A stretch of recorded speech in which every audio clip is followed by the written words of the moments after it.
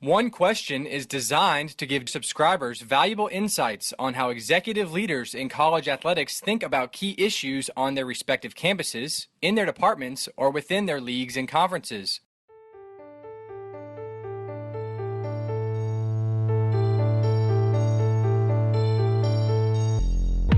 Greetings, this is Ty Brown and welcome to One Question, where we highlight executive leaders in college athletics. Our guest today is Alex Ricker-Gilbert. Alex is the Senior Vice President and Athletics Director at Jacksonville University. Greetings, Alex. Thanks for joining us today. Thank you for having me on, Ty. Now, Alex, you've been in that AD chair at Jacksonville for a little over 2.5 years. In total, your background in athletics is 9 to 10 years in full-time and graduate assistant work. You also worked a little in undergrad, so over 10 years basically in working in college athletics. Your background in terms of full-time work was in compliance and student-athlete services.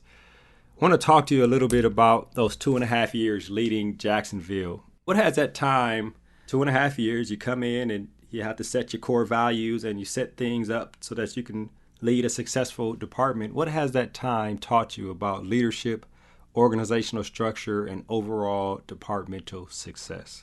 Sure, yeah, it's a great question, Ty, and it's hard to believe it's been 2.5 years here at Jacksonville as the AD, but you learn a lot along the way, and I'm constantly learning every day about this job and about the challenges and opportunities it provides you and provides the university and the department.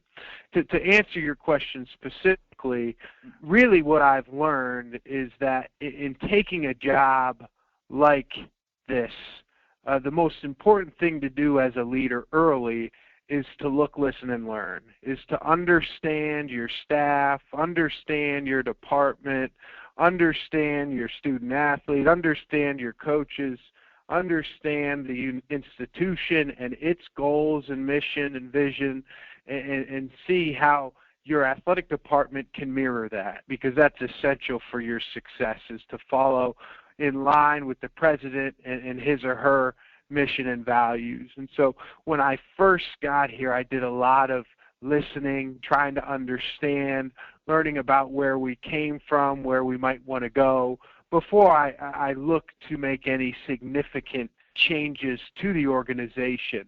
And with that, I always have found it very beneficial to make macro-level decisions in a way that's collaborative.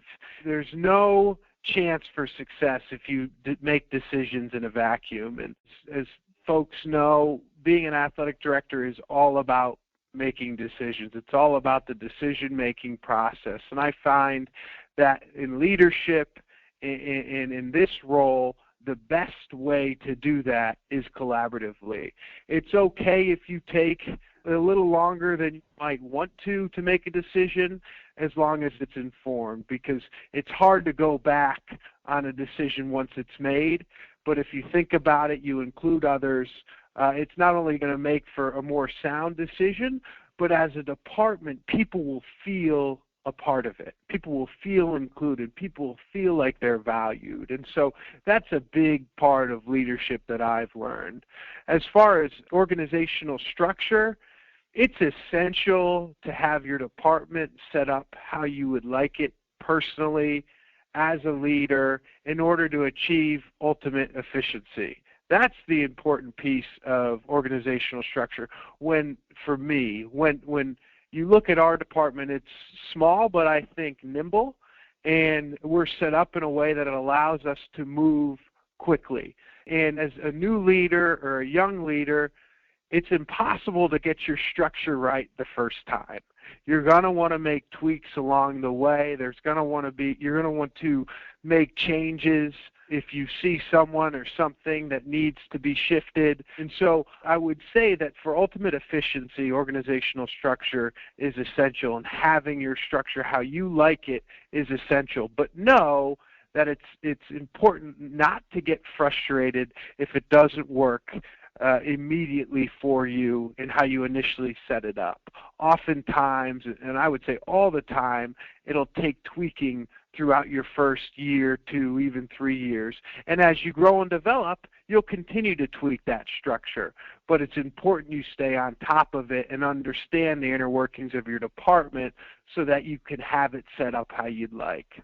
And then departmental success, the third part of your question, I believe all successes are as a department, as a group, as a collaboration. And so the importance of when we have success, when we celebrate what it is we're doing, again, like what I've learned in leadership, it's important to share that. It's important to pass along the credit as a leader and take the blame, right? So you give credit, you take blame. And when we're celebrating departmental success, you want to scream that from the mountaintops because that's how people feel valued. Right. And my assumption here, you mentioned for young leaders, this is actually excellent information for people who come in. And of course, you started off 2.5 years ago. I believe you were 28 when you were named the athletics director. And so you come in and you have to establish your core values.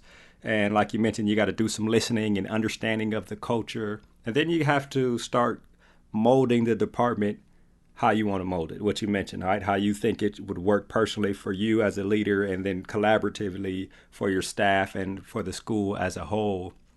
What were some of the challenges as you have gone through and set these things up? And you mentioned you have to tweak things over time. What were some of your challenges in going through that process? Sure, yeah, and you mentioned core values, and I think we've turned some of our challenges into opportunities, right? We've turned them into opportunities. We've sort of built our core values based off some of those challenges. And so what I mean by that, in that first year, we didn't have departmental core values, right? We as I said, we looked, listened, and learned about what people's challenges, opportunities, roadblocks, testing points were for patients, whatever it might be. We listened to that. And after that first year, we developed a committee, and we for our core values. And what we did is we laid out everything we thought Jacksonville University athletics and Jacksonville University as an institution was and aspired to be, and that included both our challenges, our positives, our negatives, our opportunities. And we built our core values off that. And so the first one being be original, that's one that I was asked about today already. What does that mean? Well, sometimes as an institution, as a department, we're not going to get the outcome that we want initially. So we have to try to succeed through unconventional means. That's where be original comes from. So while people might view not being able to get to the outcome you want as a negative or as a challenge, we view it as a way to be original, to get to an outcome in a different way. Second, put others first. That's a big part of Jacksonville University. Put others first is sort of the foundational core value of what makes our institution special, in that our greatest resource is our human resource, we often say, and putting each other before ourselves is important. Exceed expectations. We always have to be striving to be better than what people will expect of us. Our 1970 basketball team is sort of the cornerstone of that. They're the smallest school to date to ever make the national championship game. So that's sort of the symbolic group of that core value. Foster growth. At the end of the day, we're an institution of higher learning. Our job is to make the student-athlete experience, the coach's experience, the staff experience as good as it possibly can be. So our job is to foster every constituent's growth and then be a part of the whole. That's our department. Obviously, we have our challenges internally. We have our agendas internally. But at the end of the day, we have to be striving to make things better for the whole, make things better for the university, for the community, for Northeast Florida. So I think we've been able, through those core values, to address some challenges and make them opportunities. Right. And what it sounds like is, you mentioned earlier collaborative leadership. It sounds like you put together a committee and it took collaboration, and you guys came up with those things in terms of how do we define ourselves and what will be our core values that we move forward with from this point on. That's an excellent insight there, Alex. Coming from your background in compliance and student-athlete services. Your experience in those areas, I would imagine, exposed you to the inner workings of NCAA legislation and what it takes to make a great student-athlete experience. How has a combination of those two areas and experiences proven to be beneficial for you during this last 2.5 years in the chair? Yeah, I think it's been integral to my day-to-day thought process in that's why I do this. I do what I do for the student athlete, and having that background, that is ingrained in me. And so we say every day when we're making big decisions, macro level decisions as a senior staff, as a department, as an institution, that we're going to be student athlete centered. So how many student athletes can I impact with this decision? How many experiences can I change with this decision, or with this new resource, or with this staff member, or with this use of money?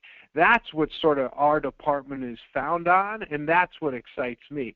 You know, the greatest success that we have isn't necessarily a win or a loss. It's seeing a raw talent come in as an 18-year-old young man or woman and leaving as a grown adult ready to take on the world. And so that's what really drives me. It drives our department.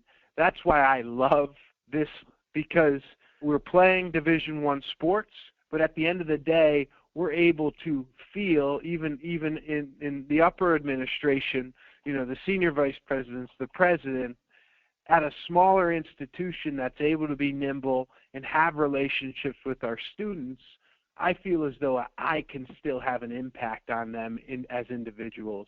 And so that experience as a compliance administrator, as a student athlete services administrator, has really set up what I believe in as an athletic director, and that's the student athlete experience.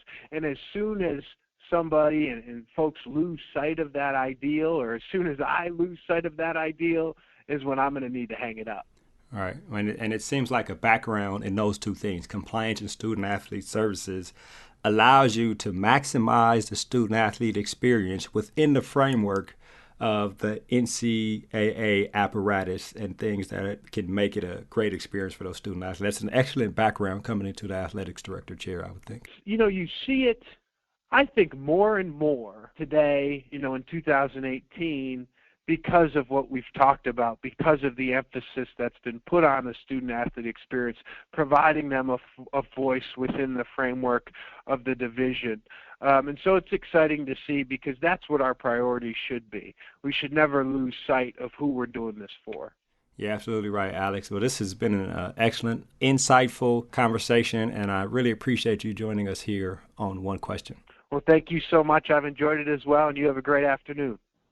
That was Alex Ricker-Gilbert. He's the Senior Vice President and Athletics Director at Jacksonville University. He's been there for 2.5 years, and when he took over, he was 28 years old and has done a number of things in his department. And of course, this is Ty Brown with One Question. And keep in mind, the role of a leader is to create and maintain an environment that people want to be a part of. And as always, be better tomorrow than you are today.